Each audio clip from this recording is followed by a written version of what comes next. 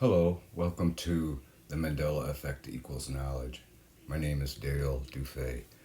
I'm going to go through a montage of video or photos that I took and then put captions to them, appropriate captions. It's Thanksgiving, so happy Thanksgiving. Sorry about the no comments, guys. I'd like to be able to talk freely without people getting extremely angry and expressing their opinion. And there's nothing wrong with that, but usually it's lacking tact, and some of it is really bad, so I can't have comments anymore. I know most of you are, that make comments are very positive, and I appreciate that. But those few that make very harsh comments, just no room for that.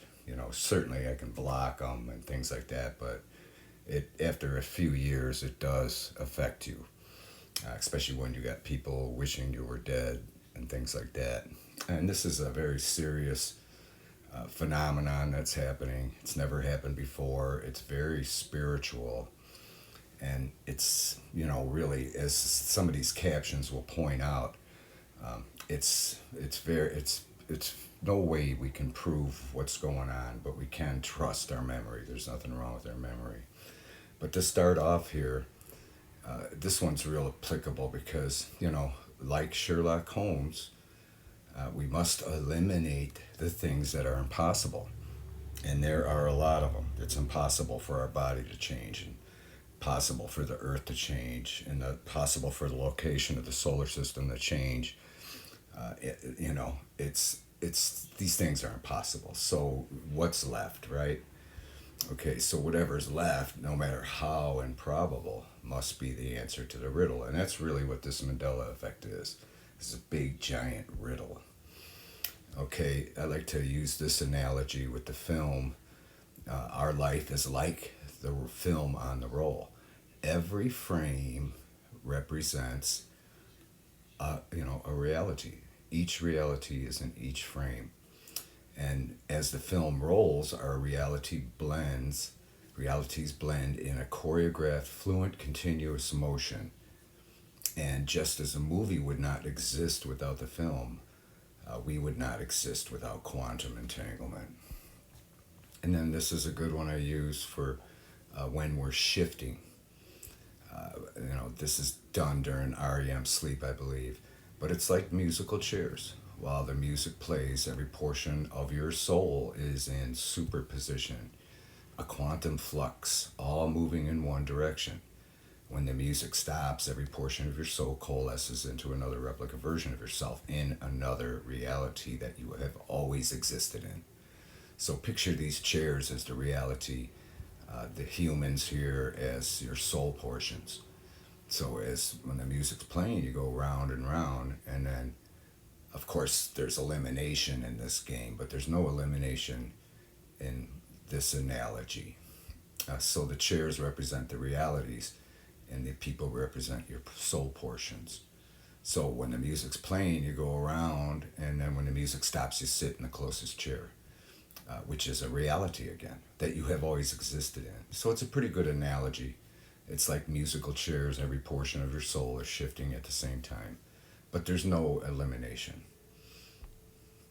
And then here's CERN, who always gets credited for this. I know I assumed it was them from the very beginning. I thought it was the Wakefield experiment from 2017 that caused it, or it might have been 2016. Well, 2017, and I, just assumed it had to be this until I realized that as spiritual and miraculous as this event is, they had nothing to do with it because they don't have the power with their experiments to control a human soul.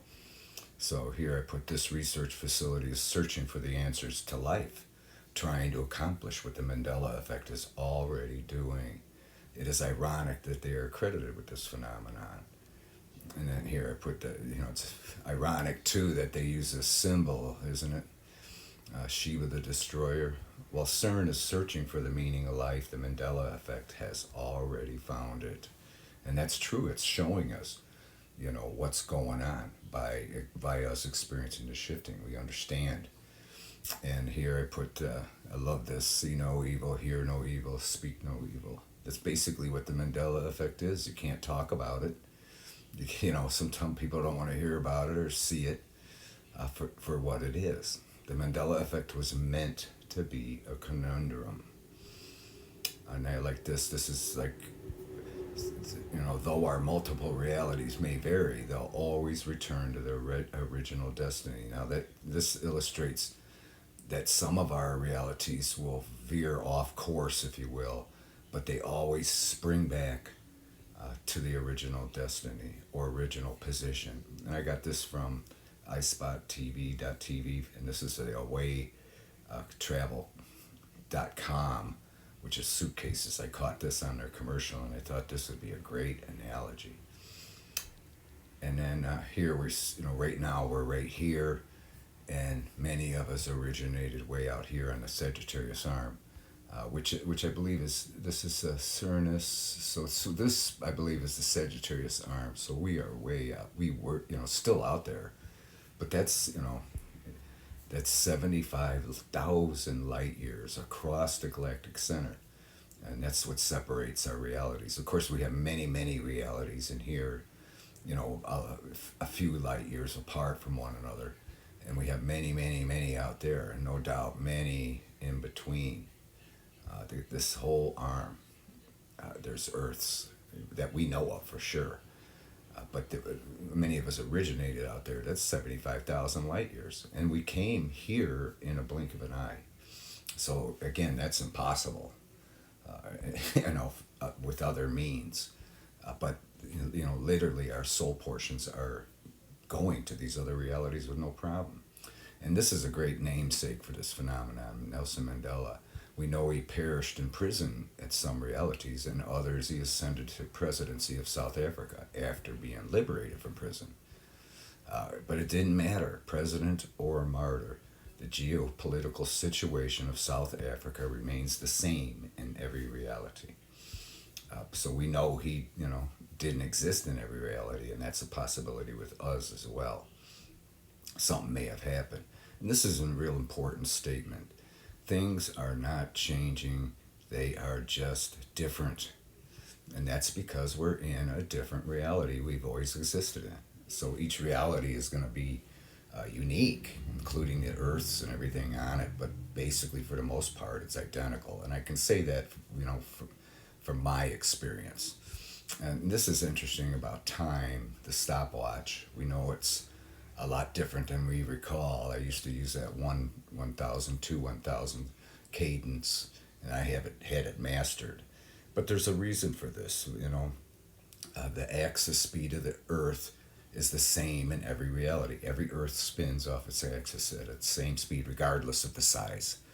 And we know this because it not only does it answer the time differences, but also the Milky Way galaxy as a whole spins at the exact same speed no matter where you are within it, which is in defiance of the Kepler you know, theory of motion.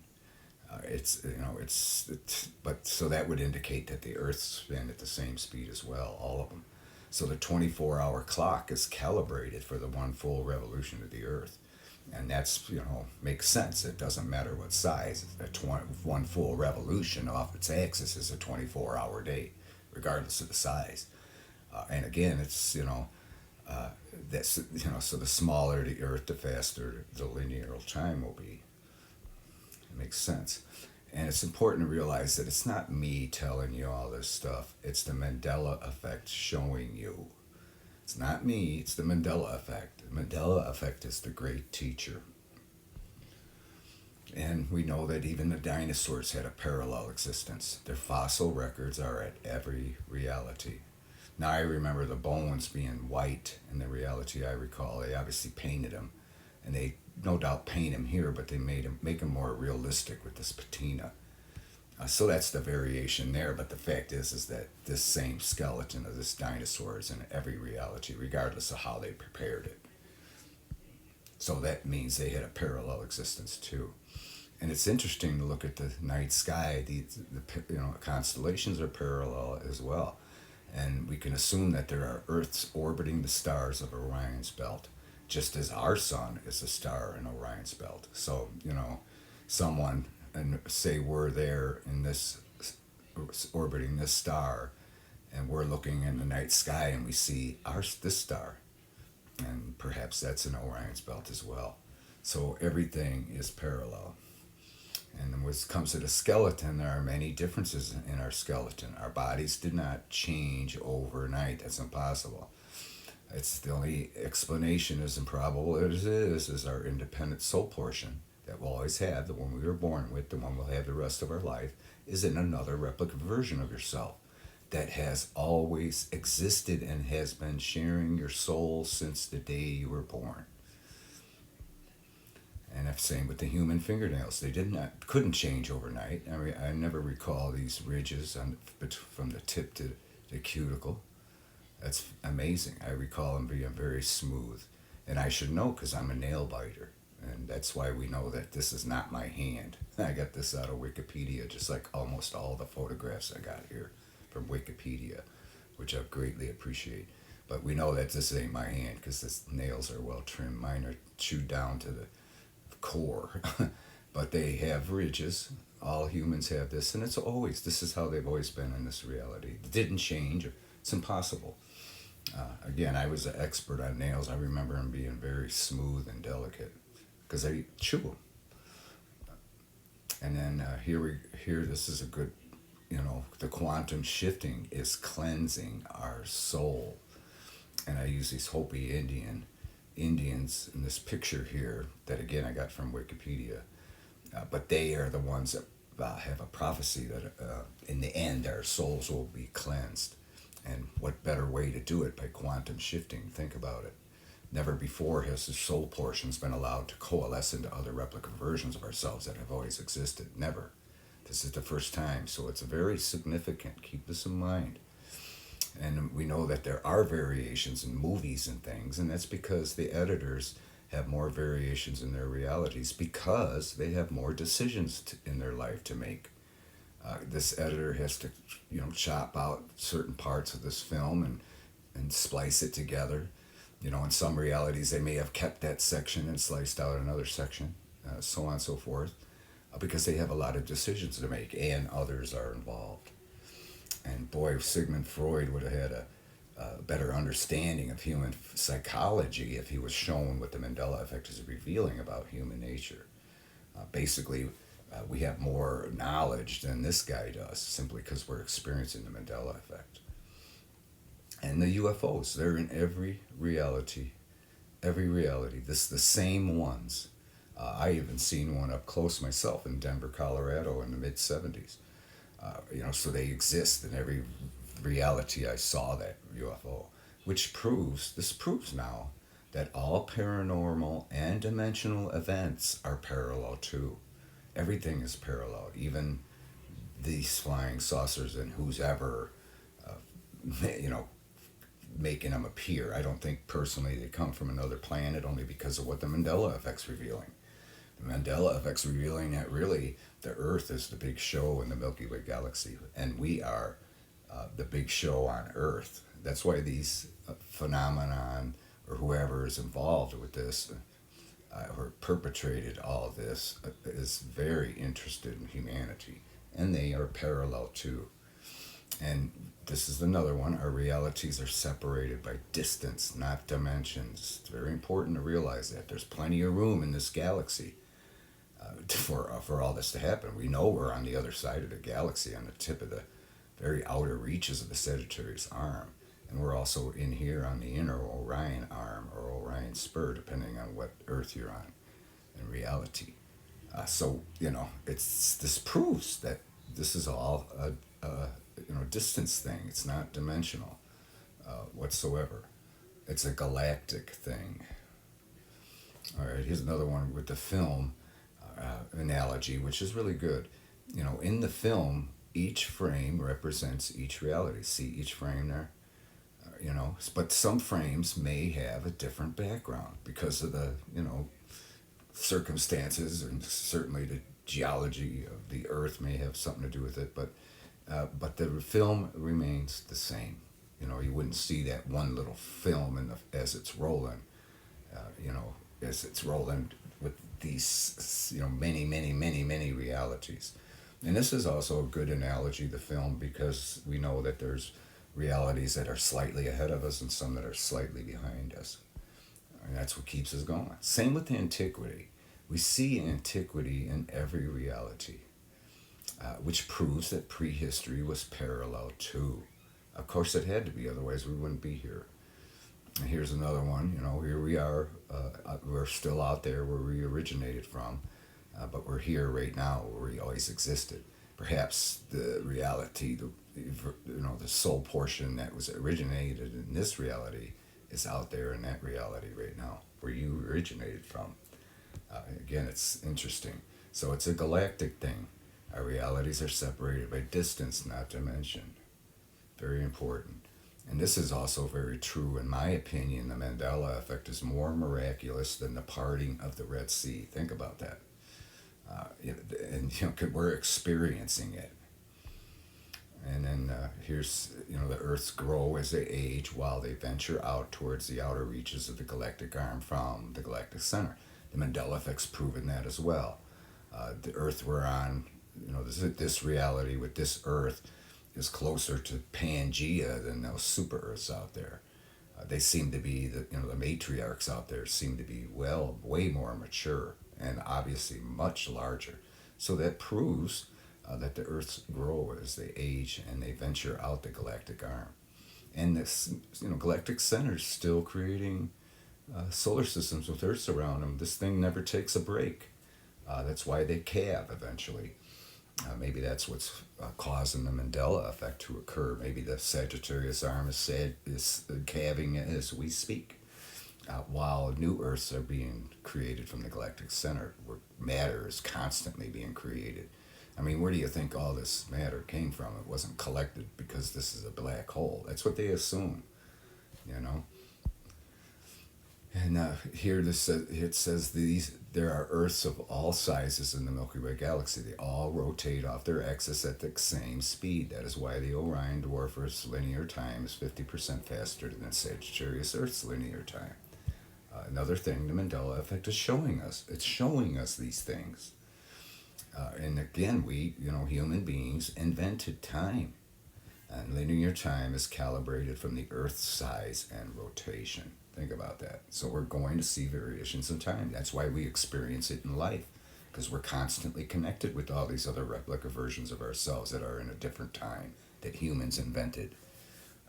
So that subconscious connection, we're going to see variations in time within our life. That's why things go faster when you're having fun, or when things are going well, and the time goes slower when things are not. We know why now. And this is an interesting fact about weather. Now, the first night game in Chicago was October 8th, 1988. August 8th, 1988. Now, that was a drought year. That was bone dry that year. But once you know it, the first night game, it rained. And people were they weren't upset about it. They were excited because the rain was quite a relief. And I remember the ball players slipping and sliding and on the tarp that they put over the field because it was just so incredible that it rained. But in the reality I recall, they actually played that night. It was real late they finally played. But in this reality, they called the game, and the official night game was the following night. And I can't remember the scores or anything, but usually things like this are identical. But this is different because they called the game in the fourth inning, so it wasn't official. So they waited 2 hours and 10 minutes. I remember they waited longer in the reality I recall. But the big thing about this is it proves that weather events are parallel too. Isn't that amazing? All historic weather events happened in every reality. Incredible. So, this is important too. Everything is made from the earth and stays on the earth. Literally everything, except maybe something somebody made from a meteorite or something. But other than that, everything comes from the earth. Everything. So, and it stays. Everything stays. Nothing's coming with us. Everything remains in each reality. Only our souls are leaving one reality to another. That's why this is a spiritual event. And this is, I always remember the Liberty Dime having, Dwight D. Eisenhower. So here it is in two different realities. I remember it was a face on with Dwight D. Eisenhower, and here we have the profile of FDR in these realities. Both men were considered to be on the Liberty Dime in all realities. So, we know that. They may even have casted a die, or the artist may have even made up this one with Dwight Eisenhower, which we've seen in our realities, we recall. But, they did make that, they were candidates, if you will, in all realities. But in some realities, the U.S. Mint chose Dwight D. Eisenhower, like the one I recall. And here they chose FDR. This picture of me I'm going to use in 2012. Here's another dime one. In some realities, Dwight D. Eisenhower is on the Liberty Dime. I'm just kind of showing you these because these are pictures all imposed in appropriate situations and videos. This is another one I really, the history of this proves, this event actually proves that destiny is for real. In some realities, this bomber's nose art is spelled boxcar, Boxcar. I recall that big time. With the train, they even had the boxcar on it. They didn't have four wheels on it like here. They just had two wheels. It was more cartoony, more bent. And they didn't have Nagasaki on there. Obviously, they put this on later because this was not the primary target in this reality. It was the primary target, as I recall, and they had no problems with the sortie. But here they had major problems with the sortie from the tarmac on. It was a miracle they got they should have aborted the mission, but they didn't. And that proves again that destiny has occurred because the wheels of motion already, the wheels of this event started rolling in other realities. So regardless of what troubles they had, that bomb had to drop on Nagasaki, regardless of how the nose art and spelling and so forth is. So that basically this event proves that destiny is for real. Here we're getting back to the human skeleton. The human skull did not change, especially overnight. That's impossible. I don't remember, there's no way there's bones behind the eye socket in the reality I recall. This is totally hollow. But these skeletons and this skull has always been like this in this reality. Nothing's changing. It's always been like this. And because most people are not affected with the Mandela Effect, they're going to think you're nuts when you tell them otherwise. Because to them, it's always been like this, because they have their original soul portion they were born with. This is my truck here. In some realities, this truck is white. I remember this truck was white when my friend bought it. And it was white, totally remember it. But in this reality, it's light gray. Isn't that something? And I even mentioned, boy, I thought this was white. And they're going, no, you kidding? It's always gray. Well, of course, because, again, they have their original soul portion they were born with and stayed in this reality. So, when I say I thought it was white, they're going to think I'm crazy or mistaken. But I know it was white in some realities. So that's interesting. And this is important too, the Mandela Effect showing us that our soul is splintered and fractured into independent portions, each housed in a replica version of yourself in other independent realities, which closely resemble the reality you really originated from. And again, I know my case isn't typical, but this is true in my case. Virtually every reality is identical. Every decision I made in every reality. Which kind of contradicts the parallel universe theory. It's not, the parallel part's right, but they think that in that theory that every decision you can make, you will make. But that's not the case. The Mandela Effect is showing us that virtually every reality is identical, regardless of the Earth and where it is in the Milky Way galaxy. It's virtually identical. So that shows that quantum connection that we have with every portion of our soul. It's subconscious, we're unaware of it, but it's there. Here again, our realities are separated by distance, not dimension. And this is kind of the logo I want to use for the channel, the chalkboard, classroom. And again, it's the Mandela Effect showing us and teaching us, not me. I mean, to me, this is all very obvious. I like the analogy with the quantum entanglement, like the rubber band on a plane. The quantum entanglement would always unwind and maintain its original position, making the outcome of every event and every reality the same. Again, of course, there's going to be variations within, like with Nelson Mandela, for example. But regardless, the outcome of South Africa is the same.